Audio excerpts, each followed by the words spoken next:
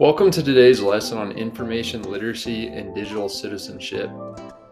In our digital age, it's crucial to navigate the vast sea of information responsibly and effectively, especially when most of the assignments we do are online or involve looking for information online.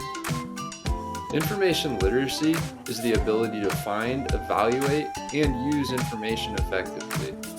It's like having a superpower in the digital world, but with great power comes great responsibility, which brings us to digital citizenship. Digital citizenship is about using technology responsibly and ethically. It covers things like how to respond to other people in an online format, or how to find information effectively, or how to source information, or what information is reliable. And we're mostly going to talk about information literacy today. Let's start with finding information. When searching online, it's important to use reliable sources. Look for websites ending in .gov, .edu, or .org for credible information.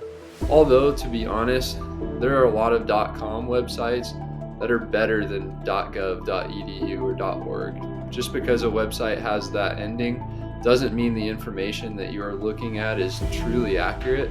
There have been instances where .gov government websites have been thought they were telling the truth and indeed weren't. Or .edu sites can have some bias in information as well. And .org sites doesn't mean that it's more trustworthy. There are plenty of nonprofit organizations and others that can have a .org website that clearly have an agenda. However, they're usually deemed as more trustworthy.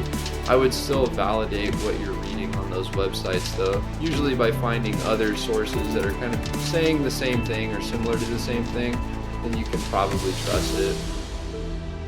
Next, let's talk about evaluating information. Use the CRAAP test, which is currency, relevance, authority, accuracy, and purpose. This helps you determine if a source is trustworthy.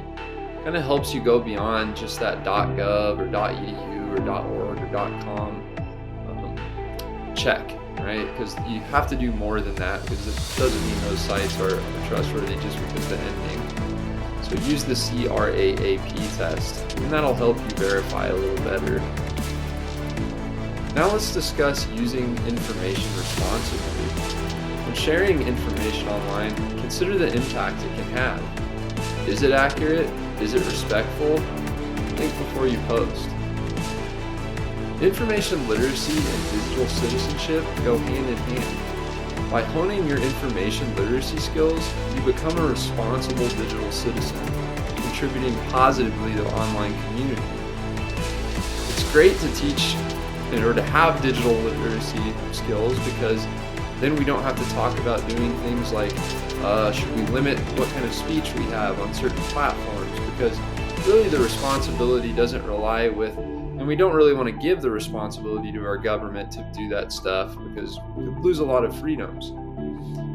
It's kind of our job as citizens to do the research for ourselves, and we can monitor ourselves and spread the good and the truth and sort of be able to block out the bad and the untrue. So in conclusion, information literacy is the key to unlocking knowledge in the digital age. Again, we want to be able to unlock that ourselves, and we want to be able to find any information that we're absolutely looking for, whether it's opinion or fact, statistics, data, or just a story being told.